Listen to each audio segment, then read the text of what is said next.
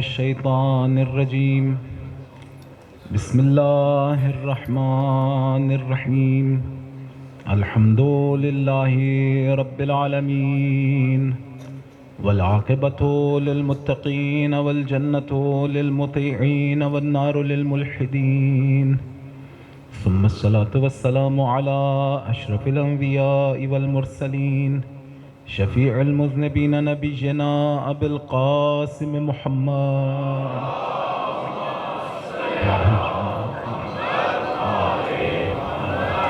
وعلى أهل بيته الطيبين الطاهرين الهداة المهديين لا سيما بقية الله في الأراضين روحي له الفداء وأرواح العالمين واللعنة الدائمة على أعدائهم أجمعين من حين عداوتهم إلى قيام يوم الدين. أما بعد فقد قال الله تبارك وتعالى في محكم كتابه أعوذ بالله من الشيطان الرجيم فاذكروني أذكركم واشكروا لي ولا تكفرون. صلوات پڑھ دیں محمد و اللہم صلی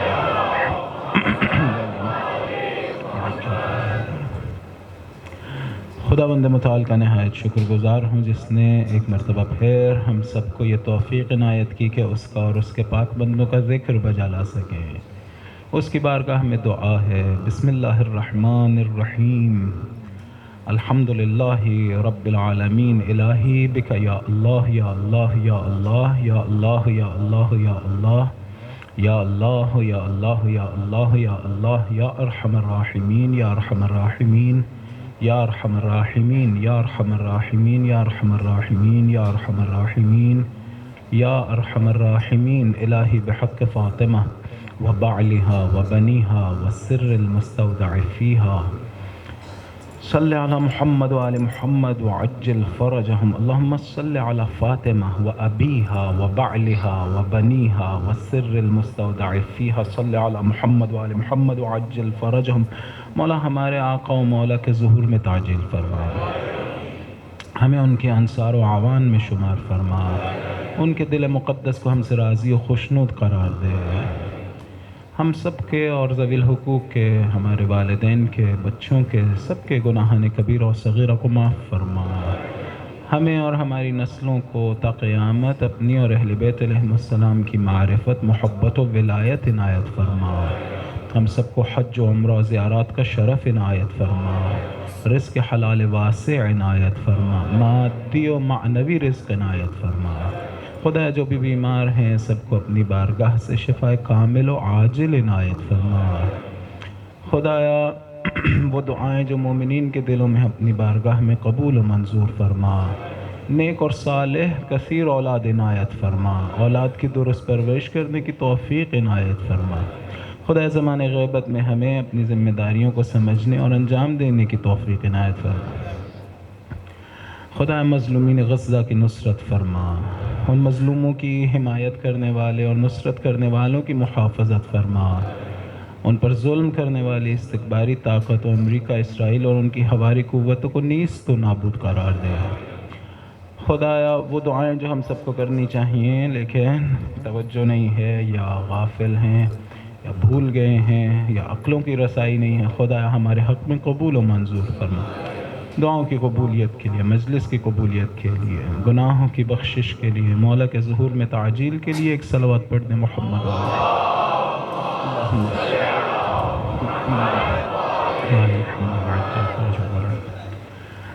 عزیزان میں عرض کر رہا تھا کہ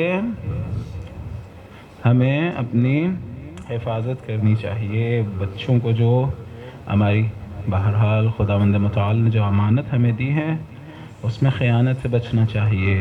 اسی طرح ہمارا اپنا وجود ہے. ایک جملے میں کہوں تو ہمیں خدا کی یاد سے غافل نہیں ہونا چاہیے. بچوں کو دیکھتے وقت بھی، اپنے آپ کو دیکھتے وقت بھی، کوئی بھی کام کرتے وقت خدا کی یاد میں رہنا چاہیے. یعنی ایک توجہ خدا کی طرف ہو، خدا اور اس کے اولیاء کی طرف. آج جمعے کا دن ہے، منسوب ہے امام زمانہ عجل اللہ تعالیٰ فرجہ الشریف.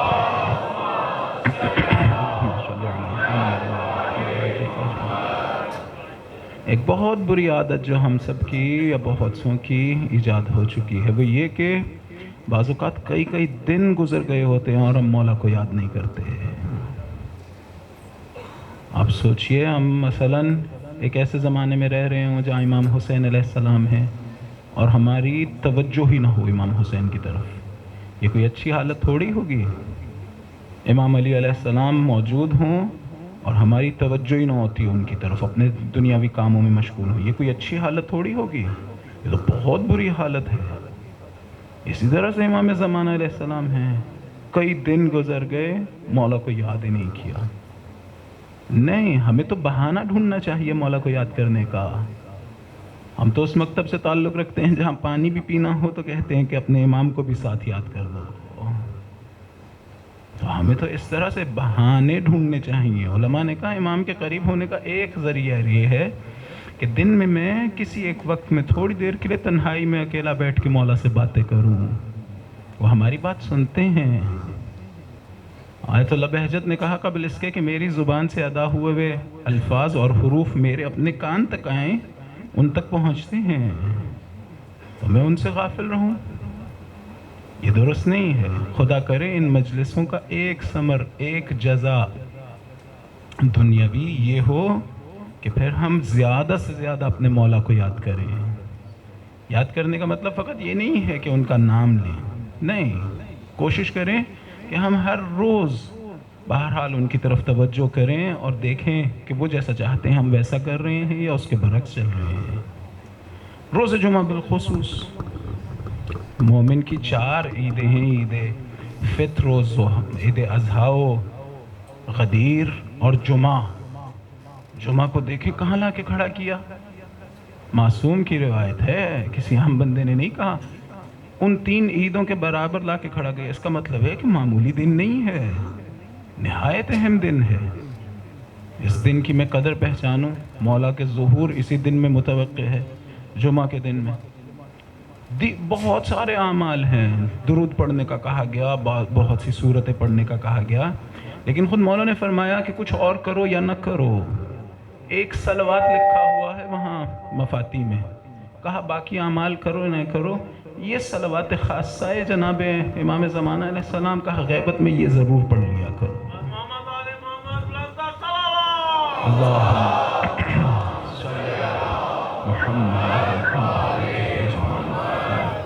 تو مولا کی طرف توجہ ہونی چاہیے۔ میں عرض کر رہا تھا کہ بعض لوگ شاید یہ بولتے ہیں کہ ان 10 دنوں میں بالخصوص مولا کا روزانہ صدقہ نکالنا چاہیے، خصوصاً عاشوراء کو۔ ہم بعض اوقات اس غم کو برداشت نہیں کر پاتے ہیں، گریہ کرتے ہیں، روتے ہیں، بعض لوگ بے ہوش ہو جاتے ہیں، تو مولا کس حالت میں ہوتے ہوں گے؟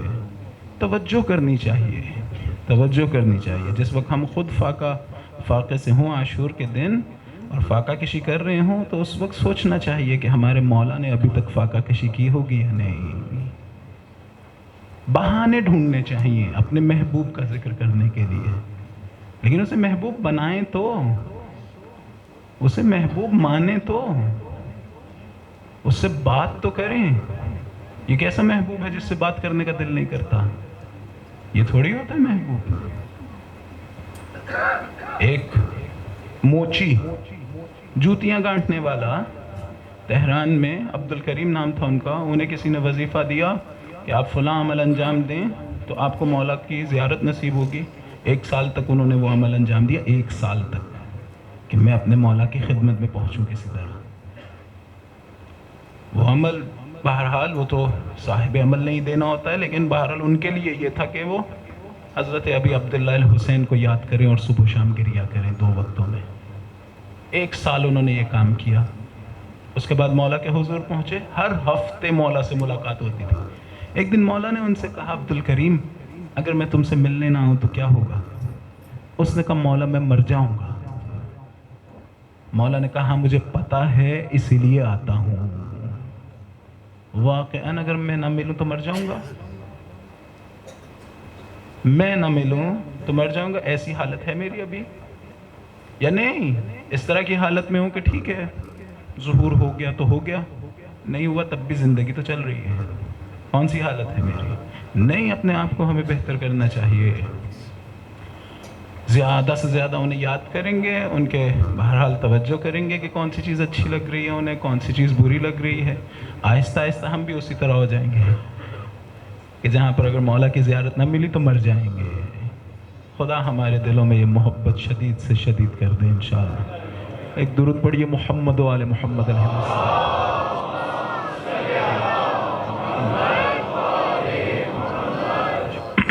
یہی توجہ، اسے کیا کہتے ہیں؟ حالت ذکر. نہایت بلند چیز ہے. قرآن کی طرف توجہ کریں. قرآن کہتا ہے فَاسْأَلُوا أَهْلَ الذِّكْرِ إِن كُنتُمْ لَا تَعْلَمُونَ. جاؤ اہل ذکر سے پوچھو اگر تمہیں علم نہ ہو.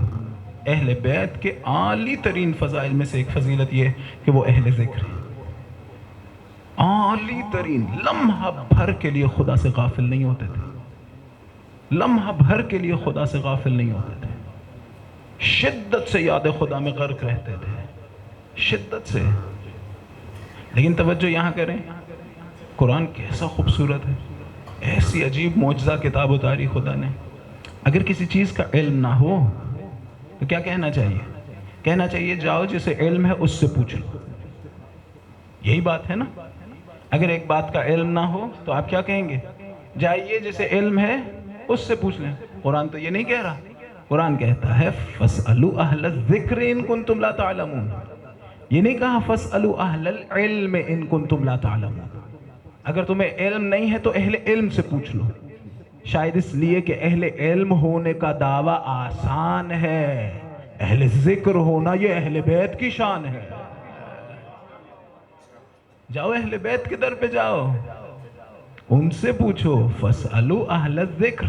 یہ نہیں کہا فَاسْأَلُوا أَهْلَ الْعِلْمِ جاؤ اہل علم سے پوچھ لو. نہیں. ممکن ہے کل کو ایک اور شخص کھڑا ہو جائے اور کہے میں بھی بہت علم والا ہوں. اہل ذکر میں سے ہو کے دکھاؤ. اہل ذکر میں سے ہمیشہ یاد خدا میں رہ کے دکھاؤ. جنگ لڑ رہے ہیں، گھمسان کی جنگ ہے، اور جناب امیر بار بار آسمان کی طرف دیکھ رہے ہیں. 7 صحابی موجود ہے. اس نے کہا مولا کیا کر رہے ہیں، بار بار آسمان کی طرف کیوں دیکھ رہے ہیں؟ کہا میں دیکھ رہا ہوں زوال کا وقت ہو تو نماز میں مشغول ہو جاؤ. اس نے کہا مولا اس قدر شدید جنگ ہے، آپ اس میں نماز کے بارے میں سوچ رہے ہیں. مولا نے کہا یہ بتا کہ ہماری ان سے لڑائی کس بات پر ہے؟ ہماری کس بات پہ لڑائی ہے؟ خدا کی طرف لانا چاہتے ہیں نا. کوئی ذاتی لڑائی تو کوئی نہیں ہے کسی کی. بہرحال ہمیشہ گھمسان کی جنگ ہے. گھمسان کی جنگ. میں نے عرض کیا یہ وہ لوگ ہیں جن کے ہونٹ خشک ہوں، بچے مارے جا چکے ہوں، زخموں سے چھلنی چھلنی ہو چکے ہوں، تہ تہ خدا کو یاد کر رہے ہوتے ہیں. غافل نہیں ہوتے. دیکھیے اگر انسان پہ پیاس غالب آ جائے نا تو تھوڑی دیر کے بعد انسان کا ذہن کام کرنا بند کر دیتا ہے. سمجھ نہیں آتی ہے کیا کر رہا ہے. شدت کی دھوپ ہو، بچے مارے جا چکے ہوں، پیاس کا غلبہ ہو اور خدا کو یاد کر رہے ہوں. اہل ذکر ہے. یہ جو ذکر ہے یہ معجزہ کرتا ہے. خدا کی یاد یہ انسانوں کو پاکیزگی، دلوں کو پاکیزگی ہوتی. قرآن کی آیت کیا کہتی ہے؟ الا بذکر اللہ تطمئن القلوب. فقط یاد خدا ہے. اس کا ترجمہ یوں کرنا چاہیے، فقط و فقط یاد خدا ہے جو دلوں کو اطمئنان کی کیفیت میں لے جاتی ہے. یاد خدا کہاں لے جائے گا ہمارے دل کو؟ یہ اردو والا اطمئنان نہیں ہے. یہ وہ نہیں ہے اطمینان جسے ہم سمجھتے ہیں یعنی آرام سے سکون سے بیٹھ گئے. نہیں، میرے خیال میں یہ قرآن کی ایک اصطلاح ہے اور ایک خاص درجہ ہے. یہ وہی درجہ ہے کہ جب خدا بند متعال نے اپنے بندے کو بلانا ہوتا ہے تو کہتا ہے یا ایتھا النفس المطمئنہ. یہ وہ ہے، یعنی وہ نفس مطمئنہ کیوں بنا؟ اس لیے کہ یاد خدا میں رہتا ہے. الا بذکر اللہ، فقط ایک راستہ ہے. الا بذکر اللہ تطمئن القلوب. اس نفس مطمئنہ سے بھی پوچھئے آپ نفس مطمئنہ کیسے بنے؟ تو کہیں گے یاد خدا کی وجہ سے. ہر کام میں خدا یاد رہتا ہے اطمئنان کے. لیکن پھر بھی ابھی یہ تو نہیں پتہ چلا اطمئنان کیا ہوتا ہے. کسے کہتے ہیں یہ مرتبہ اطمئنان؟ ایک مرتبہ درود پڑھیے محمد و آل محمد.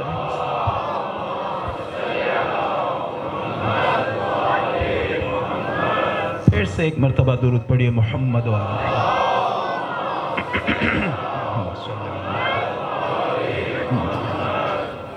देखिए,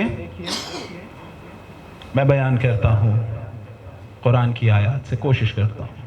कुरान में दो नबियों का जिक्र आया है सूरह बकरा में, एक हज़रत उज़ैर अलैहिस्सलाम का, एक हज़रत इब्राहीम अलैहिस्सलाम। दोनों का पे दर पे, पहली आयत में हज़रत उज़ैर अलैहिस्सलाम, उसके बाद हज़रत इब्राहीम अलैहिस्सलाम। इत्मीनान को बयान करना चाहता हूँ। खुदा कहता है कि याद करो उसको, औ कल्लज़ी मर्रा अला क़र्यतिन वहिय ख़ावियतुन अला उरूशिहा, याद करो उसको जो एक गांव के पास से गुजर रहा था और उसने देखा कि गांव औंधे मुंह पड़ा है, तबाह बर्बाद हो चुका है, वहाँ कोई नहीं रहता है। याद करो उसे, वो वहाँ से गुजर रहा था तो उसने क्या कहा? उसने जब वो गांव देखा तो कहा अन्ना युह्यी हाज़िहिल्लाहु बअद मौतिहा, ये इन लोगों को, ये जो मर गए हैं यहाँ पर, उनकी हड्डियाँ बोसीदा हो गई हैं, ये खुदा इन्हें कैसे जिंदा करेगा मौत के बाद? तो खुदा ने क्या किया? फ़अमातहुल्लाहु मिअता आमिन, खुदावंद मुतआल ने इन्हीं को 100 साल के लिए मौत दे दी। सवाल क्या था कि मौत के बाद ये कैसे जिंदा होंगे? खुदा ने क्या किया? 100 साल के लिए मौत अता की। उसके बाद क्या किया? सुम्मा बअसहु, उसके बाद उन्हें वापस जिंदा किया। उसके बाद क्या किया? कहा काला कम लबिस्ता, खुदा ने पूछा कितनी देर के लिए मरे थे? कहा काला लबिस्तु यौमन और बाज़ा यौमन, एक दिन या उससे भी कम, थोड़ी सी देर के लिए। खुदा ने कहा काला बल लबिस्ता मिअता आमिन, तुम 100 साल के लिए मरे हुए थे। फंजुर इला तआमिका व शराबिक लम यतसन्ना वंजुर इला हिमारिका वलिनजअलका आयतन लिन्नास, कहा जरा अपने खाने और पीने को देखो, ऐसे जैसे उन पे वक्त ही ना गुजरा हो। 100 साल के लिए मौत दी, उसके बाद उठाया, पूछा कितनी देर के लिए मरे थे? कहा शायद एक दिन के लिए या उससे भी कम। खुदा ने कहा नहीं, 100 साल के लिए मर गए थे। जरा अपने खाने को देखो, लम यतसन्ना, ऐसे जैसे उस पे वक्त ही ना गुजरा हो, तरोताजा है, पानी भी तरोताजा है, खाना भी तरोताजा है। लेकिन जो गधा है, वंजुर इला हिमारिक, जरा देखो अपने गधे की तरफ, उसकी हड्डियां बोसीदा हो चुकी। लिनजअलका आयतन व लिनजअलका आयतन लिन्नास, हम तुम्हें लोगों के लिए निशानी बनाना चाहते हैं, हम तुम्हें लोगों के लिए निशानी बनाना चाहते हैं। हड्डियां बोसीदा हो गई, खाना तरोताजा रहा, कोई फ्रिज नहीं था, कोई रेफ्रिजरेटर नहीं था, उसमें भी अगर फ्रीजर में खाना रख दिया जाए तो तरोताजा थोड़ी होता है, जम जाता है, तरोताजा नहीं होता। फ्रिज में भी रख दिया जाए तो कुछ दिनों के बाद, अच्छा कुछ महीनों के बाद खराब हो जाएगा, तरोताजा तो नहीं रहेगा, ना किसी फ्रिज में रखा, ना किसी रेफ्रिजरेटर में, लेकिन फिर भी 100 साल तक तरोताजा है। मालूम हुआ खुदा किसी को बचाना चाहता हो तो फर्क नहीं पड़ता 100 साल हो या 1000 साल हो। या वो खुदा जो खाने को महफूज रख सकता है 100 साल के लिए, वो एक इमाम को 1000 साल से ज्यादा महफूज नहीं रख सकता। ये तो उसने करना है, वो जिसे चाहे महफूज रखे, परेशानी वाली कौन सी बात है? खुदा ने कहा हम तुम्हें निशानी बना रहे हैं, हम तुम्हें निशानी बना रहे हैं। वो जो कायनात में सबसे बड़ी खुदा की निशानी है, खुदा ने उसे भी महफूज रखा है। फिर क्या कहा? फिर कहा वंजुर इलल इज़ाम कैफ़ नुनशिज़ुहा सुम्मा नक्सुहा लहमा, जरा गधे की हड्डियों की तरफ देखो, हम कैसे उन हड्डियों को दोबारा जमा करते हैं, फिर उनके ऊपर हम गोश्त चढ़ाएंगे, जिंदा कर देंगे उन्हें। फलम्मा तबय्यन लहू क़ाला अअलमु अन्नल्लाह अला कुल्लि शैइन क़दीर, जब ये सब कुछ हो गया तो हज़रत उज़ैर ने कहा मुझे पता चल गया है कि अल्लाह ताला हर चीज़ पर कादिर है। सवाल क्या किया था? खुदा तुम इस मुर्दा गांव को जिंदा कैसे करेगा? खुदा ने क्या किया?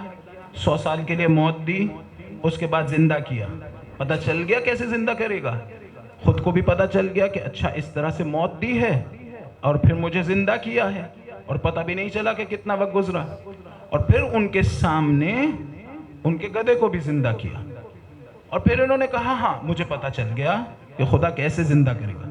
اس کے بعد والی آیت دیکھیے، ایک اور نبی حضرت ابراہیم علیہ السلام کیا کہہ رہے ہیں؟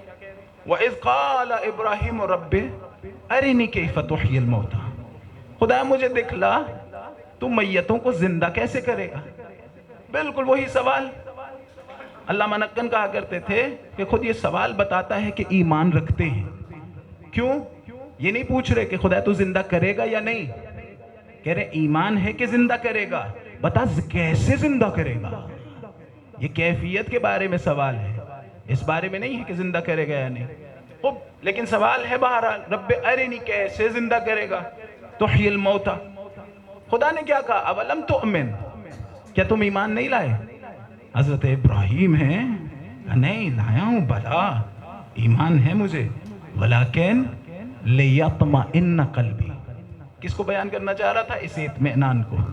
یہ جو 2 آیتیں پڑھ رہا ہوں اسی اطمئنان کو بیان کرنے کے، کہہ رہے نہیں ایمان ہے، نبی ہیں، رسول ہیں، خلیل ہیں، امام ہیں، کہہ رہے ایمان ہے، ولیکن لیطمئن قلبی، مجھے اطمئنان قلب چاہیے۔ پچھلے والے نبی نے پوچھا تھا کیسے زندہ کریں گے، انہوں نے خدا نے کر کے بتایا ایسے زندہ کرو۔ انہوں نے پوچھا کیسے زندہ کریں گے، خدا نے کہا ایمان نہیں ہے، کہا نہیں ایمان ہے لیکن مجھے اطمئنان قلب چاہیے۔ خدا کیا کہتا ہے؟ خدا کہتا ہے قال فخذ 4 من الطير، ایسا کرو 4 قسم کے پرندے لے لو، 4 پرندے نہیں، 4 قسم کے پرندے۔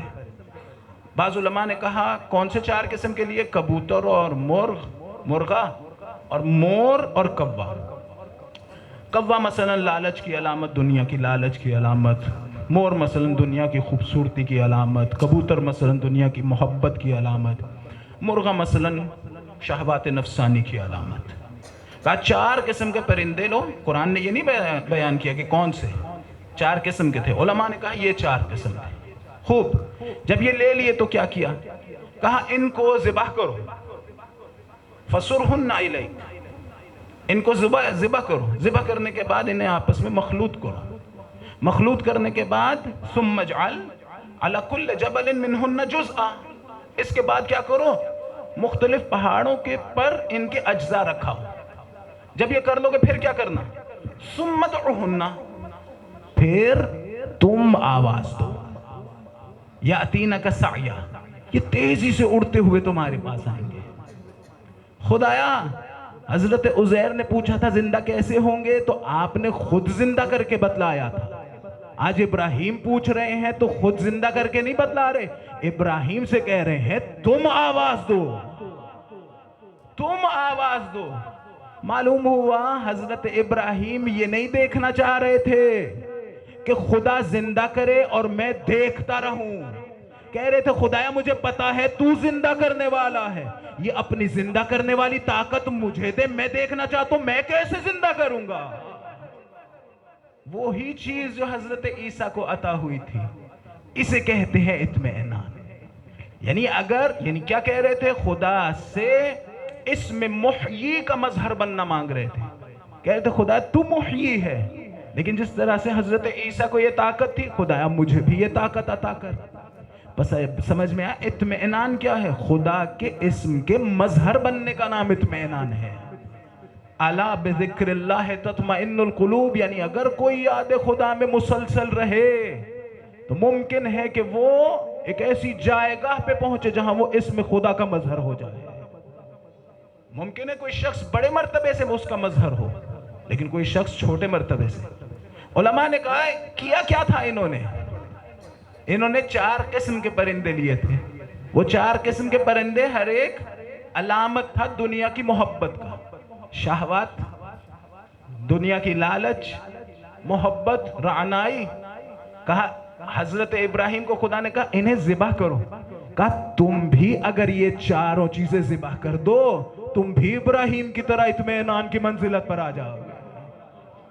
دنیا کی لالچ، دنیا کی خواہش، خواہشات نفسانی کی اتباع، اور تم بھی یہ کام کرو۔ تم بھی اس جگہ پہنچو گے.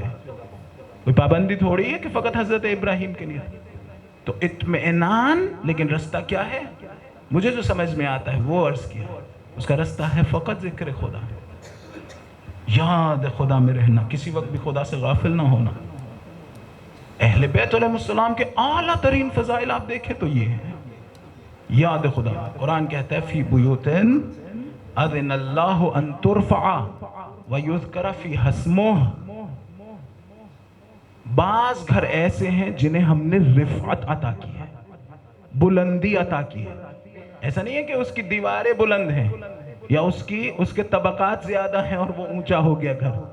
نہیں، خداوند متعال اس مٹی اور گارے کے گھروں کی بلندی کو بیان نہیں کر رہا ہے، خدا اس میں رہنے والوں کی بلندی کو بیان کرنا چاہتا ہے.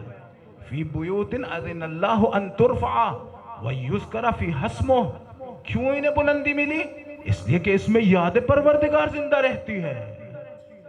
یسبح لہ فیہا بالغدو والآصال. اس گھر میں کیا ہوتا ہے؟ ان گھروں میں خدا کی تسبیح ہوتی رہتی. کون کرتا ہے؟ رجال لا تلہیہم تجارت ولا بیع عن ذکر اللہ. اس میں کچھ ایسے لوگ رہتے ہیں جنہیں نہ کوئی تجارت نہ کوئی بیع یاد خدا سے غافل نہیں کر پاتی ہے، ہمیشہ یاد خدا میں رہتے ہیں. یہ آیت اتری، حضور نے مسجد میں بیٹھے تھے، اپنے اصحاب کو یہ آیت سنائی. ایک مرتبہ حضرت ابو بکر کھڑے ہو گئے، اٹھ کے کہہ رہے تھے رسول خدا یہ کن گھروں کے بارے میں بات ہو رہی ہے؟ وہ گھر جنہیں خدا نے رفعت دی ہے، جہاں یاد خدا رہتی ہے، جہاں تسبیح خدا ہمیشہ رہتی ہے، یہ کن گھروں کے بارے میں بات ہو رہی ہے؟ کہا بیوت الانبیاء. یہ انبیاء کے گھروں کے بارے میں بات ہو رہی ہے. بات ختم ہو جانی چاہیے تھی نا، لیکن ختم نہیں ہوئی. ایک مرتبہ حضرت ابو بکر نے اشارہ کیا علی مرتضیٰ کے گھر کی طرف. کہا اے رسول خدا کیا یہ بھی انہی گھروں میں سے ایک ہے؟ کہا بل من افاضلہا، یہ انبیاء کے افاضل گھروں میں سے ایک ہے.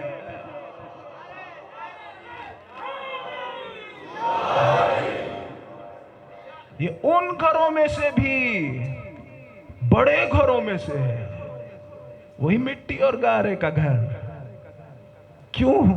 اس لیے کہ اس میں کہیں علی عبادت کر رہے ہیں، کہیں زہرا عبادت کر رہے ہیں. درود پڑھیے محمد و آل محمد علیہ السلام.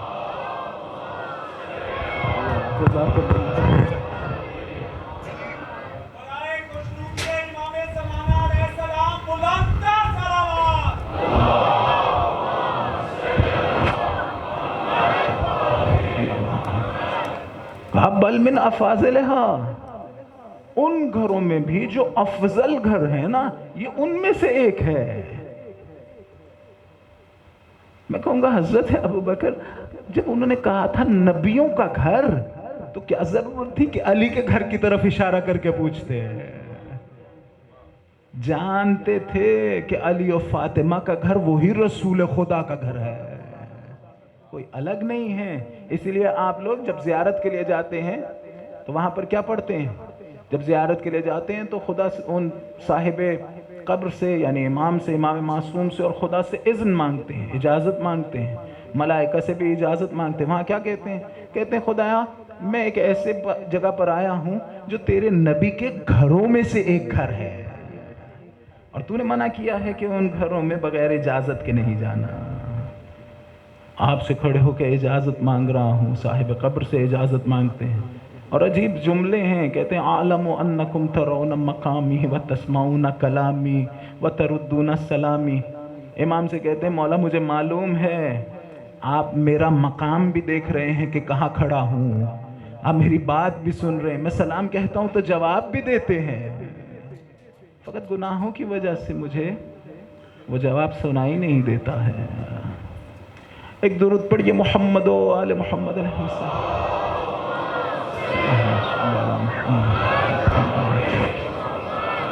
ذکر اللہ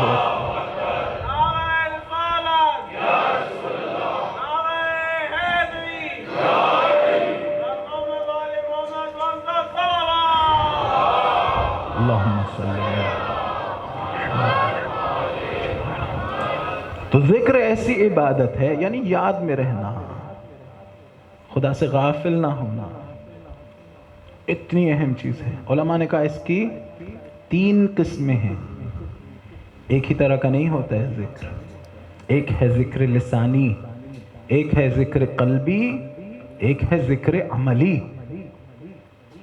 ذکر لسانی یہ ہے کہ ہماری زبان کہہ رہی ہو، مثلا درود پڑھ رہی ہو، اللہم صلی علی محمد وعلی محمد، یا اللہ اکبر کہہ رہی ہو، یا الحمدللہ، یا سبحان اللہ، یہ سارا جو ہم زبان سے انجام دیتے ہیں یہ ہے ذکر لسانی، یہ اہم چیز ہے۔ لیکن یاد میں رہنا یہ حقیقت میں زبان کا کام نہیں ہے، یہ حقیقت میں دل کا کام ہے۔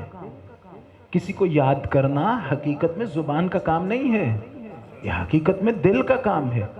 زبان سے یہ ذکر تب اچھا ہے جب دل بھی یاد میں مبتلا ہو، لیکن اگر دل کسی کی یاد میں مبتلا نہ ہو اور زبان ذکر انجام دیتی رہے تو اس بندے کو ذاکر کہیں گے یا غافل؟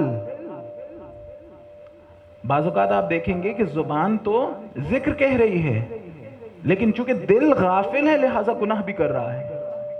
خدا نہ کرے کہ زبان سے ذکر کہہ رہا ہو اور آنکھیں حرام دیکھ رہی ہوں، نامحرم کو دیکھ رہی ہوں، تو یہ بندہ حقیقت میں ذاکر ہے یا غافل؟ یہ حقیقت میں غافل ہے، اس لیے کہ اس کی توجہ نہیں ہے خدا کی طرف، تبھی تو گناہ کر رہا ہے، تبھی تو گناہ کر رہا ہے۔ لہذا ممکن ہے کہ زبان کا ذکر تب اہم ہے جب دل بھی یاد میں مبتلا ہو۔ ایسے ہیں جیسے پرندہ اپنے بچے کو کچھ کھلاتا ہے، اس کو کھانا کھلاتا ہے آرام سے۔ ذکر یعنی یہ میں نماز پڑھ لوں اور نماز پڑھنے کے بعد اللہ اکبر، اللہ اکبر، اللہ اکبر، الحمدللہ، الحمدللہ، پوری توجہ سے، ایسے جیسے کسی سے بات کر رہا ہوں، ایسے نہیں اللہ اکبر، اللہ اکبر، اللہ اکبر، اللہ اکبر، اللہ اکبر۔ یہ کیا ہوا؟ وہ تو توجہ ہی نہیں ہوئی خدا کی طرف، ایسے جیسے اپنی روح میں کچھ ڈال رہا ہوں، کچھ رکھ رہا ہوں۔ اللہ اکبر، وہ اکبر ہے، اپنے آپ سے کہہ رہا ہوں وہ اکبر ہے، تم اکبر نہیں ہو۔ الحمدللہ، حمد اس کی ہے، تمہاری نہیں ہے۔ سبحان اللہ، نقائص سے وہ پاک ہے، تم میں تو بہت نقائص ہیں۔ انسان ایسے جیسے اپنے آپ کو کچھ کھلا رہا ہو، اپنی روح میں کچھ ڈال رہا ہو۔ اگر ایسے کریں تو پھر اور اثر ہوگا، لیکن اگر کہتے ہوئے گزر جائیں اللہ اکبر، اللہ اکبر، اور توجہ نہ ہو تو پھر اس کا اثر نہیں ہوگا۔ خدا نے پھر سے عزیزان اس جملے کو توجہ کریں، نہایت اہم جملہ، خدا نے میرے جسم سے عبادت کرنے کو نہیں کہا، میری روح سے عبادت کرنے کو کہا ہے۔ اگر میرا جسم نماز پڑھتا رہے اور روح ایک مرتبہ بھی ہمراہی نہ کرے تو کیا فائدہ ہے اس نماز کا؟ زبان اللہ اکبر کہتی رہے اور دل ایک مرتبہ بھی ہمراہی نہ کرے تو کیا فائدہ رہ جائے گا؟ بس یہ ذکر کی کیفیت ہے جو عبادت کو رفعت عطا کرتی ہے۔ ہر عبادت کا ایک جسم ہوتا ہے اور ایک روح ہوتی ہے۔ جسم وہی رکوع اور سجود اور قنوت اور یہ سارا، روح کیا ہے؟ وہ یہی حالت ذکر ہے۔ ان الصلاۃ تنہی عن الفحشاء ولذکر اللہ اکبر، نماز برائیوں سے روکتی ہے اور سب سے بڑی چیز ذکر خداوند متعال ہے۔ اگر ذکر کے بغیر، اس کیفیت کے بغیر، تو پھر وہ اثر نہیں ہوگا۔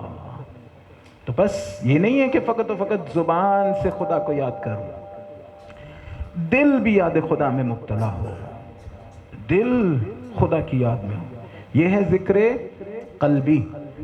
زبان بعض اوقات دیکھیے وہ لوگ جو امام حسین علیہ السلام سے کربلا میں جنگ لڑ رہے تھے، ممکن ہے کہ ساتھ ساتھ کچھ ذکر بھی کہہ رہے ہوں، مثلاً ہر مرتبہ حملہ کرنے کے بعد اللہ اکبر کی آواز لگاتے ہیں۔ ایک شاعر نے کہا تھا نا کہ عجب مذاق ہے اسلام کی تقدیر کے ساتھ، کٹا حسین کا سر نعرہ تکبیر کے ساتھ۔ تم نے کاٹا کس کا سر ہے؟ اسلام ہی کا تو سر کاٹا ہے۔ تو زبان کیا کر رہی تھی؟ اللہ اکبر بول رہی تھی، لیکن دل غافل تھے، ان کے شیطانوں جیسے دل تھے، دل غافل تھے، لہٰذا اس کا فائدہ نہیں ہے۔ بس ذکر کا تب فائدہ ہے، بعض نے کہا ہے کہ دیکھیں اگر دل ذکر میں مبتلا نہیں بھی ہوا تب بھی زبان سے کہنے کا ایک فائدہ ہے۔ کہا کیا فائدہ ہے؟ کہا جس وقت آپ کی زبان ذکر کہہ رہی ہے اس وقت کم از کم گالی تو نہیں دے رہی، غیبت تو نہیں کر رہی۔ ہم ممکن ہے یہ کہا جا سکتا ہو کہ یہ ایک فائدہ ہے، لیکن اصل بات یہ نہیں ہے۔ اصل بات یہ ہے کہ وہ چیز جس کے ذریعے سے خدا کا قرب حاصل کیا جا سکتا تھا، یہی لفظ اللہ اکبر، اس کے ذریعے سے حاصل نہیں کر رہا ہوں، تو بہرحال نقصان ہے ایک طرح کا، فائدہ نہیں ہے۔ ایک درود پڑھیے محمد و آل محمد علیہ السلام۔